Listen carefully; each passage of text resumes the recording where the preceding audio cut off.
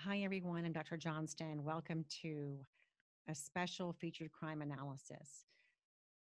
Usually, when I do these, as you may remember, I have a logo up and I'm talking just through audio only. But my producer has asked me over and over again to get over my social anxiety and talk to the camera. So I'm doing that today.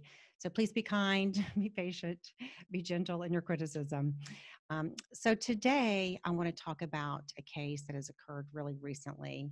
When I do these featured crime analysis, I usually do one of two things. I either will take an episode of Unmasking a Murder that we've covered, and I will either go into that case in more detail, or what I'll do is I will take an episode and I will use that episode as kind of a launching point to then talk about a more general forensic psychology topic. So, for example, if we did a case where a person was pleading insanity, I might cover that case in an episode. And then in a featured crime analysis, what I would do is then talk about what is insanity, how do you plead in GRI, how would that successfully work, what are the odds it would work, et cetera, et cetera.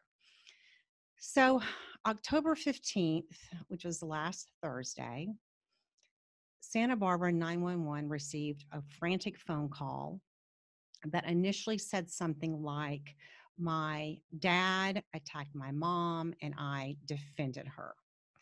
The caller was very upset. The caller hung up. 911 called back, and the person picked up the phone and was crying, was really unintelligible, and kind of hung up again.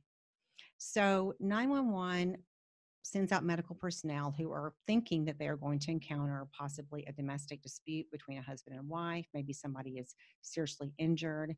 What they discover when they get there are just a couple of really interesting and different facts. So the home belonged to Ron and Valerie Ely. Ron Ely is probably best known for playing Tarzan for a couple of years in the late 50s and early 60s. He's played a lot of other things. He's now 81 and has a medical condition, so it made him pretty hard to talk to the medical respondents. His wife, Valerie, also has a pretty interesting background. She was a loving mother. They had three children together, were married for over 30 years, and she was a flight attendant. She was Miss Florida at one point and participated in the Miss America pageant or Miss USA pageant.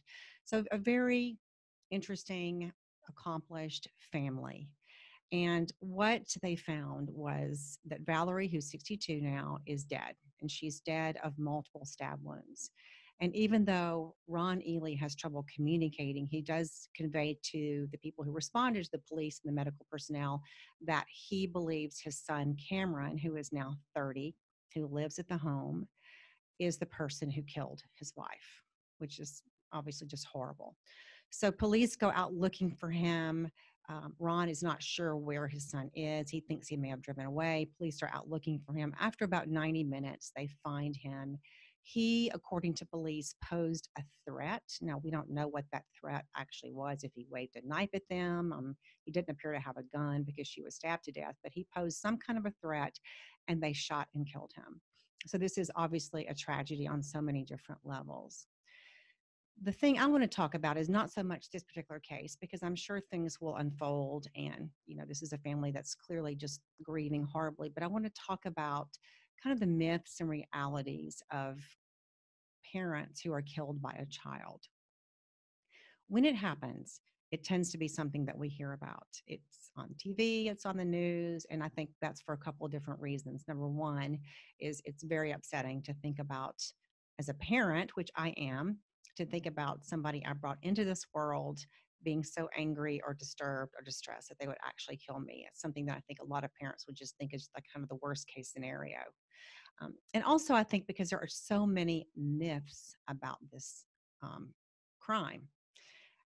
Its technical term is parricide, which is killing of one's parents. And if you kill the mother, it's called matricide. If you kill the father, it's commonly known as patricide. So this is obviously a case of matricide.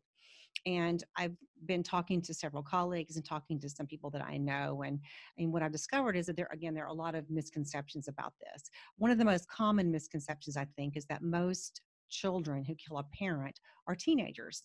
Now, having lived through four teenage years, I understand that because it can certainly be very difficult to have a teenager, and there's a lot of butting heads, and sometimes things just kind of blow up and really get out of hand. In reality, though, um, the majority of parents who are killed by their children are adults. So they're over the age of 18.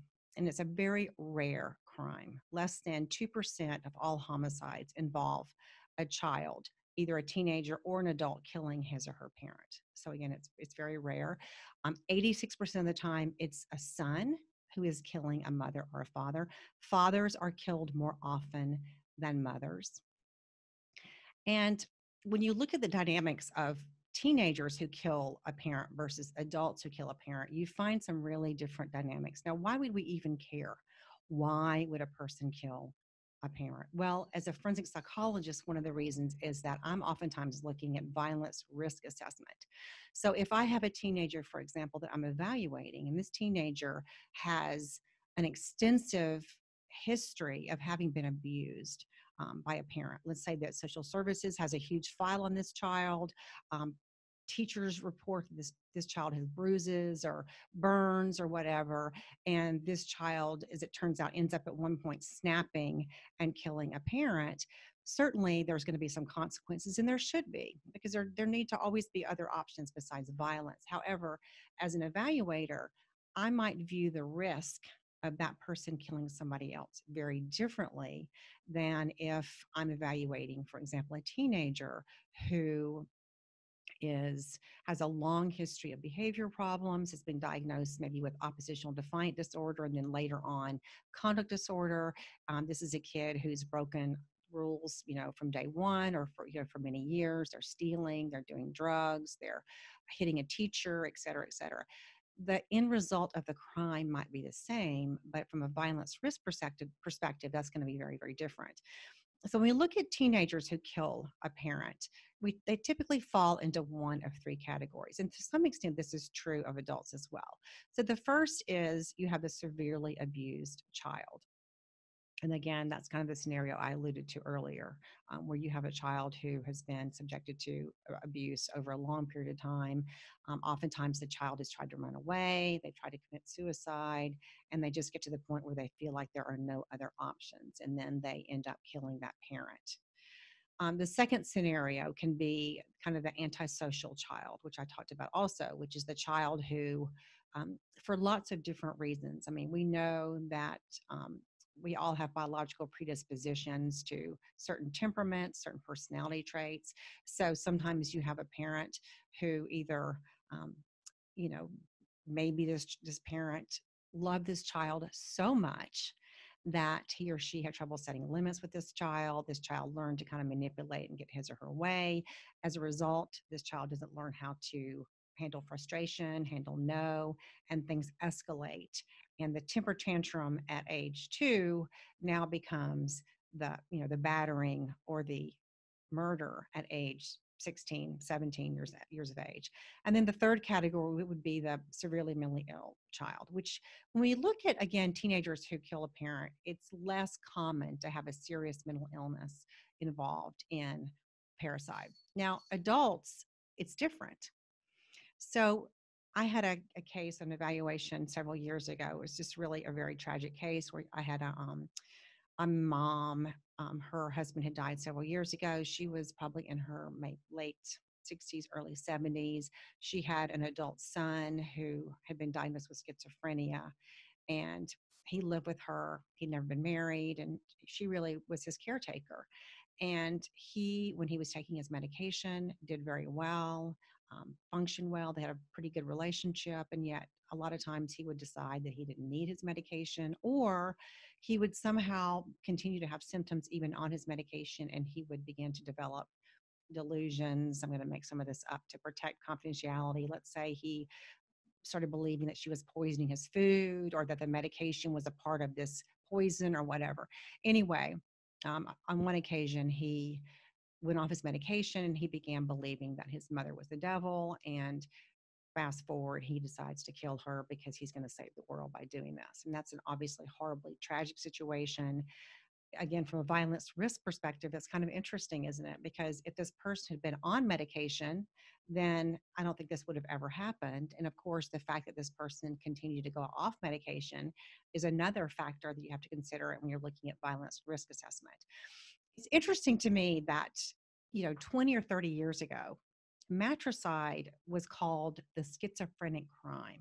And that's really a misnomer, and it's really unfair because even though it's hard to get statistics on, matricides because there's not a lot of research out there, and because we also know that when you look at parricide offenders as adults, there certainly is a higher rate of serious mental illness, such as schizophrenia or bipolar disorder or some kind of psychotic illness. The actual amount of mental illness or number of people with mental illnesses is certainly in the minority.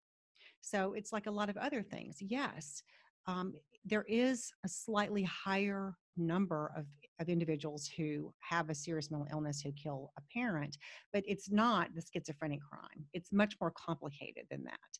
So when we look at adult parricide perpetrators, we find again it could be a serious mental illness. You also have the same potential for this antisocial personality. Somebody who, for example, decides to speed his inheritance along or her inheritance along by getting rid of a parent before he or she would naturally die because they decided that they don't want to wait to get that money or wait to get that house or wait to get that new car. So again, this is kind of the antisocial person.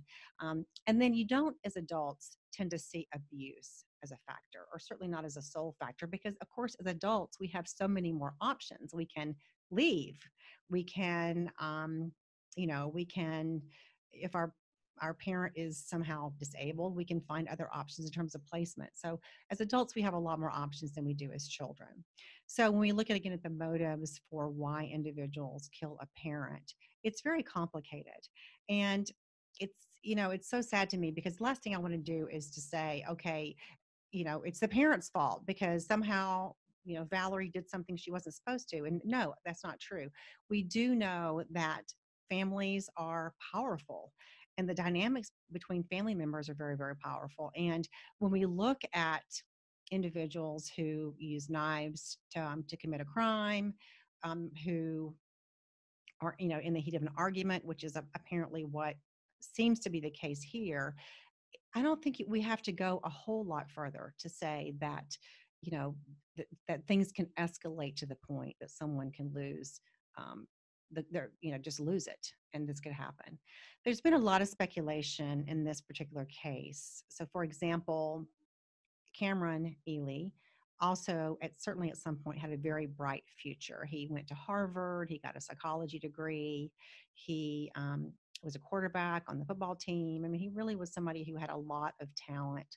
And apparently over the past couple of years, he has been a security guard and he's been an Uber driver. And I've read some speculation saying, well, this must be mental illness because how would somebody who went to Harvard end up being a security guard or an Uber driver? And I think we do ourselves and the family a disservice by making those kind of assumptions because we don't know why Cameron decided to be a security guard. Maybe that was his life's dream. Maybe he decided that he wanted to have a certain lifestyle. And so this kind of fit his lifestyle. I mean, there's just a lot of different options. And it may be that he was having some problems and decided to do something like this. I don't know. But I mean, I'm sure there are a lot of security guards who would not appreciate the assumption that because somebody's a security guard, then they somehow have a mental illness or something. But I do understand that when people are speculating this, they're saying, okay, how many people who went to Harvard and graduated and have a BA degree end up being an Uber driver? Not that many, at least not for a 2-year period of time. But again, I want to kind of keep from, making any assumptions about this because we just don't know, and just focus on the fact that, this is obviously a double tragedy in so many respects.